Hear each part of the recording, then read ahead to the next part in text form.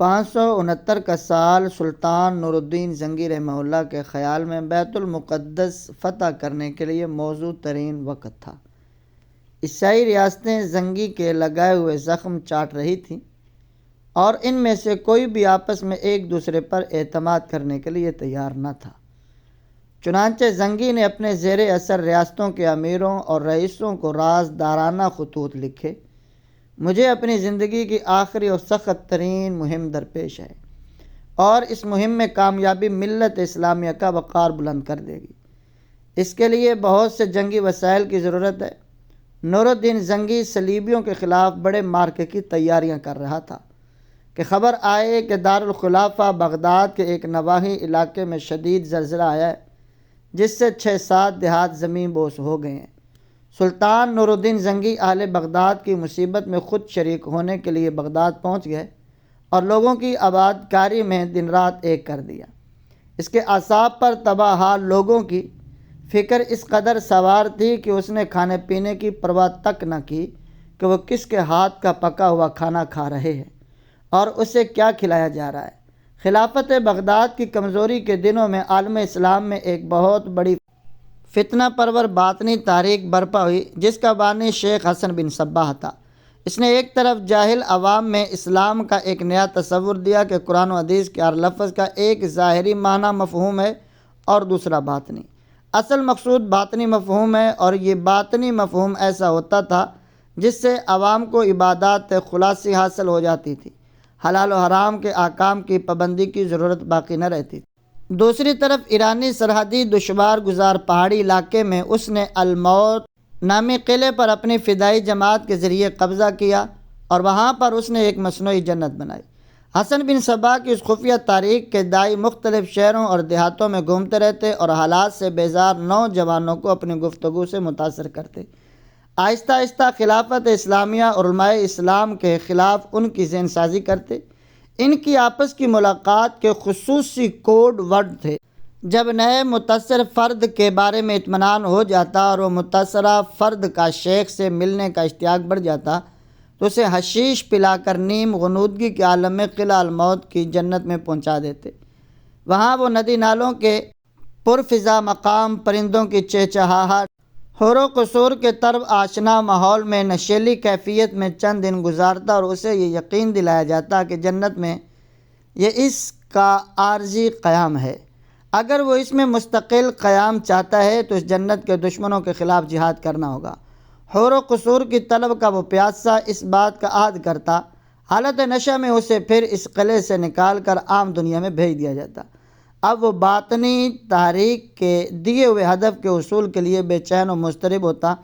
باطنی تحریک کے داعی اسے کسی محل، کسی رئیس یا کسی امیر کے ہاں ملازم کروا دیتے، اور جب موقع ملتا تو وہ باطنی تحریک کے مقاصد کے خلاف مؤثر شخصیت کو پراسرار طریقے سے ٹھکانے لگا دیتا۔ اس طرح انہوں نے عالم اسلام کی بڑی شخصیات کا قتل کیا۔ بہت سے امراء ان کے مقاصد کے لیے خفیہ طور پر استعمال ہونے لگے۔ بہت سے مخلص لوگوں نے جان کے خوف سے چپ سادھ لی۔ سلطان نور الدین زنگی اور صلاح الدین ایوبی کے باڈی گارڈ دستے تک میں یہ بھی لوگ شامل ہو جاتے اور موقع ملنے پر حملہ کر دیتے، لیکن قدرت نے جب چاہا انہیں ان کے شر سے بچائے رکھا۔ ان دنوں جب سلطان زنگی بغداد کے تباہ شدہ علاقے کے عوام کی بحالی کے لیے 2 مہینے تک بھاگ دوڑ میں مصروف رہے، اس کے کھانے پینے کے طور طریقے بے قاعدہ ہو گئے۔ اس ہنگامی حالت میں کئی باطنی فدائی اس کے تامگاہ میں داخل ہو گئے۔ ان فدائیوں نے نہایت خوشی سے اسے کھانے میں تھوڑا تھوڑا کر کے ایسا زہر دینا شروع کر دیا جس کے ذائقے کی تلخی انسان کو محسوس نہ ہوتی تھی۔ آہستہ آہستہ یہ زہر حلق کی ایسی سوزش کا سبب بنا جس کی تشخیص بڑے بڑے حکیم بھی نہ کر سکے۔ بیماری کے باعث سلطان زنگی دمشق آ گئے۔ شام، حلب اور دمشق کے مایہ ناز طبیبوں نے اپنے مجرب نسخے تجویز کیے، لیکن کوئی دوا بھی سلطان زنگی کے مرض خناق میں کارگر نہ ہوئی۔ 21 شوال 569 کے دن سلطان زنگی کے خاص امراء جمع تھے۔ سلطان زنگی کی سانس رک رک کر آ رہی تھی۔ اچانک سلطان دمشق کے ہونٹ کانپتے جیسے وہ کچھ کہنے کی کوشش کر رہے ہوں۔ امراء نے اپنے کان زنگی کے ہونٹوں کے قریب کیے۔ میرا آخری خواب، اور پھر سلطان عادل کی بے نور آنکھوں نے چھت کی طرف دیکھنا شروع کر دیا۔ معتمد امراء کی آنکھیں نمدیدہ ہو گئیں۔ کچھ دیر کے لیے سلطان نے آنکھیں بند کر لیں، کچھ دیر بعد پھر آنکھیں کھولیں اور ایک بار پھر ہونٹوں کو جنبش ہوئی۔ افسر خاص حمام الدین نے جھک کر اپنے کان قریب کیے۔ صلاح الدین کو اس کا وعدہ یاد دلا دینا، یہ کہہ کر اس نے آنکھیں بند کر لیں اور زیر لب کلمہ پڑھنا شروع کر دیا، اور پھر اس کی گردن ایک طرف ڈھلک گئی۔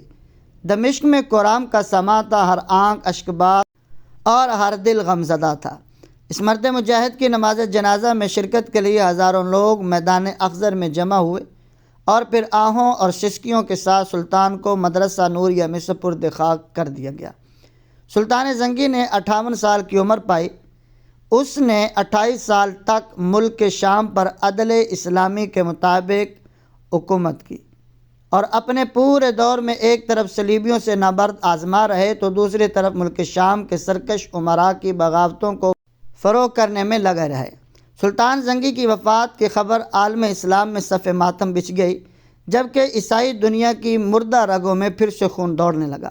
شہنشاہ جرمنی کارل نے شاہ یروشلم کو مبارکباد کا خط لکھا اور انہیں صلیبی جنگ برپا کرنے کے لیے اپنی حمایت کا یقین دلایا۔ انگلستان کی ملکہ، جس نے سلطان زنگی کے ہاتھوں برترین ہزیمت اٹھائی تھی، خبر سن کر جوش جذبات میں اپنے 10 سالہ شہزادے رچرڈ کی پیشانی چومتے ہوئے کہا، بیٹے، میرے گناہوں کے کفارے کی ایک ہی صورت ہے کہ تم جوان ہو کر مسلمانوں سے صلیبیوں کی شکست کا انتقام لو، تاکہ تمہاری ماں مرنے کے بعد خدا یسوع کے دربار میں سرخرو ہو سکے۔ شہنشاہ فرانس لوئس ہفتم، جو اپنی شکست کے ابھی تک زخم چاٹ رہا تھا اور اس نے آئندہ کسی بھی صلیبی جنگ میں شرکت نہ کرنے کی قسم کھائی تھی، اس نے اپنی قسم توڑتے ہوئے شاہ یروشلم کو تہنیتی خط لکھا۔ عیسائیت کا سب سے بڑا دشمن موت کے گھاٹ اتر گیا۔ موقع سے فائدہ اٹھاتے ہوئے دشمن پر ایسی چڑھائی کرو کہ مسلمانوں کے مقدس شہر مکہ اور مدینہ پر صلیبی پرچم لہرانے لگے۔ میرے سارے وسائل اس جنگ کے لیے وقف ہیں۔ سلطان زنگی کی وفات کے موقع کو غنیمت سمجھ کر صلیبی جنگجو مسلمانوں کے مقدس مقامات پر قبضہ کی تیاریاں کر رہے تھے، جبکہ عیش و عشرت کے دلدادہ مسلمان امراء سلطان زنگی کی وفات سے کم خوش نہ تھے۔ ان میں سے بعض نے صلیبیوں کے ساتھ درِ پردہ معاہدے کر رکھے تھے۔ سلطان زنگی کئی بار ان امراء کو ان کی حرکتوں پر شرمسار کر چکا تھا۔ وہ سمجھتے تھے کہ ان کے عوام کو اگر اصل صورتحال معلوم ہو گئی تو وہ سب سلطان زنگی کے طرفدار بن جائیں گے۔ خلافت بغداد کی کمزوری کے باعث ہر علاقے میں بہت سے خود مختار ریاستیں قائم ہو گئی تھیں۔ بعض ریاستیں چھوٹی تھیں اور بعض ذرا وسیع۔ دراصل یہ جاگیرداری اور نوابی کا دور تھا۔ ان چھوٹی چھوٹی ریاستوں کے حکمران امراء کہلاتے تھے، جو برائے نام بغداد کی خلافت کے ماتحت تھے۔ یہ نواب مسلمانوں پر حکمرانی کے قانونی جواز کے لیے خلیفہ سے سند حاصل کر لیتے اور خلیفہ کی طلب پر اسلامی سرحدوں کی حفاظت کے لیے خلافت کو مالی و فوجی مدد دیتے تھے، لیکن یہ مدد کسی دینی و ملی جذبے کے تحت نہیں، محض ایک رسمی کارروائی پوری کرنے کے لیے ہوتی تھی۔ نور الدین زنگی شام کا طاقتور امیر تھا، جس نے دیگر امراء کو یہ باور کروانے کی کوشش کی کہ صلیبی انہیں ایک ایک کر کے ہڑپ کر جائیں گے، لیکن یہ امراء سمجھتے تھے کہ سلطان زنگی کا اسلامی وحدت کا نعرہ ان کی ریاست ہتھیانے کا ایک ڈھونگ ہے۔ نیز ان کا دل حریفانہ کشاکش سے بھی لرزتا تھا۔